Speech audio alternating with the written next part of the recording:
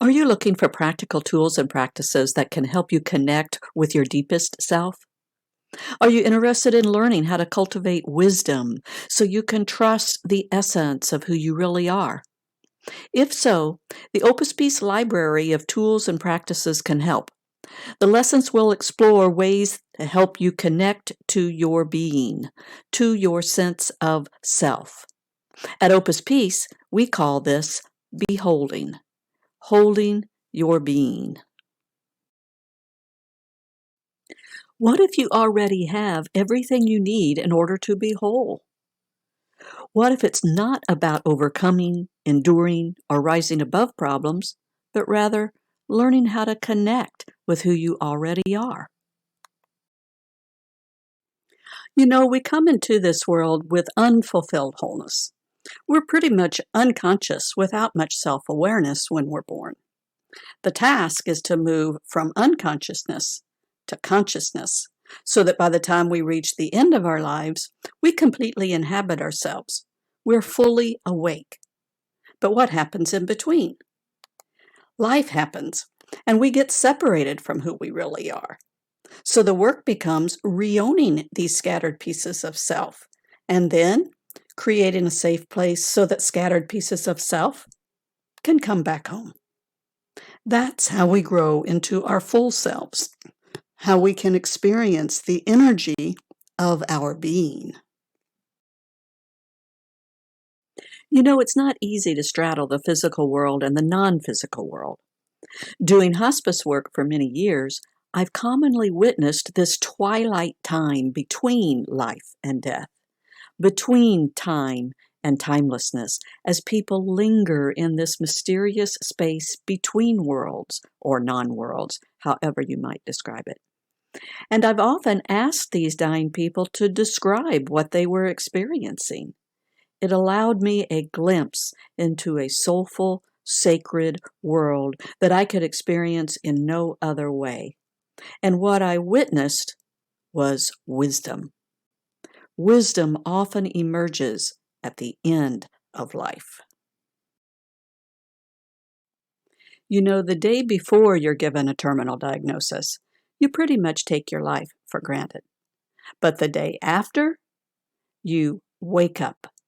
Suddenly, things you thought were so important fade into the background, and things you thought didn't matter now become urgent to complete. And one of the things you realize that matters is you. That's the gift that death is. It wakes you up to how your life matters. Does it make sense that people at the end of life might know more about this process of mattering than people who are not dying? As death approaches, wisdom joins the seemingly polar opposites of our humanness and our beingness so that they are combined in a unified way. But what is wisdom? Where does it come from? How do you find it? Because wisdom's different than knowledge. It doesn't come from books or schools or teachers or the internet the way knowledge does. Wisdom doesn't even come from experience. Two people can go through the same wartime experience or the same natural disaster or the same family system, and one comes out bitter and one comes out better. Now, there's a lot of different reasons why that occurs, but the one common denominator of the wise is that they have made the lonely trek inside, into the wilderness of their soul, into the interior of their being. So what is soul? Opus Peace believes that soul is the part of you that is always seeking hope and wholeness. No matter what adversity you are facing, there's a part of you that seeks hope and wholeness. So soul injury, however you conceptualize the term soul to be, is a wound to your being. At Opus Peace, we define soul injury as a wound to your sense of self, your real self, beyond the facade. It's a wound that stifles your full potential because it separates you from who you are meant to be. Have there been times in your life when you felt lost, maybe forgot who you really are, started putting on facades to try to become someone else? That's often how we start acquiring a soul injury. Symptoms of a soul injury include those you see on your screen, but the one that these holistic lessons mostly focus on is highlighted: disconnection from your own inner sense of goodness and beauty.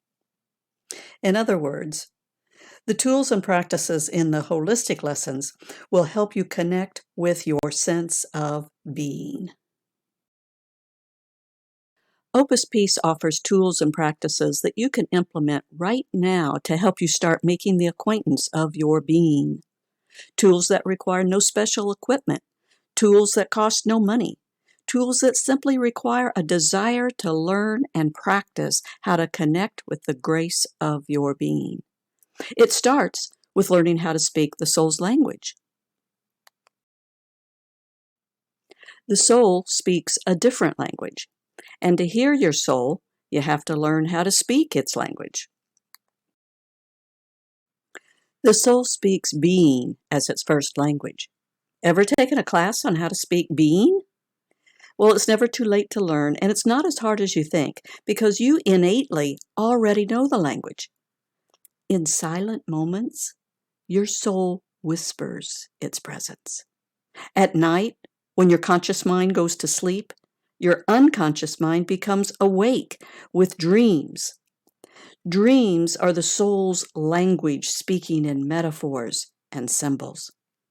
Now, nighttime isn't the only time when the soul comes to the surface.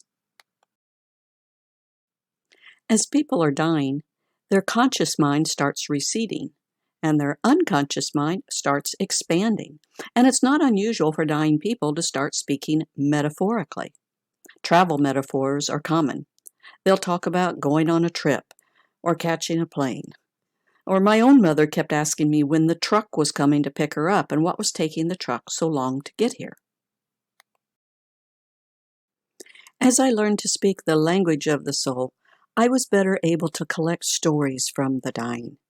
I gained insight into their wisdom that they had gained as they looked back over their lives. And often I would ask them what prompted them to make that courageous journey into the wilderness of their soul to find wisdom. And most commonly, they responded with a story of some kind of suffering that they had experienced, some burden that they had redeemed. They told me that they learned to move from numbing their pain to mourning their pain. They moved from hiding their guilt to using their guilt to learn how to forgive themselves and others. They moved from being ashamed of not being good enough to releasing their fear of who they were and who they were not. And somewhere along the way, they figured out how to let themselves feel their helplessness over things they had no control over, rather than trying to control things they had no control over. So it was dying people who sparked my interest in soul and in being, because I saw the wisdom that now emerged from their being. And that spark ignited some realizations. Realizations like, my soul is strong enough to hold my emotional pain for me. Maybe that's why it's holding my unconscious pain for me right now. My soul is not afraid of my loss and hurt. And maybe my fear of emotional pain might be repelling the soul and the resources of my soul. This made me look to my soul for wisdom. So what do I think your soul would say that you should be doing with your burdens and with your suffering? I think your soul would say, speak the pain in your soul. Exercise your pain. Dance your pain. Sing your pain. Cry your pain. Draw your pain. Dream your pain. Scream your pain. Write your pain a letter. Have your pain write you a letter. because that's exactly what we're going to explore in these lessons.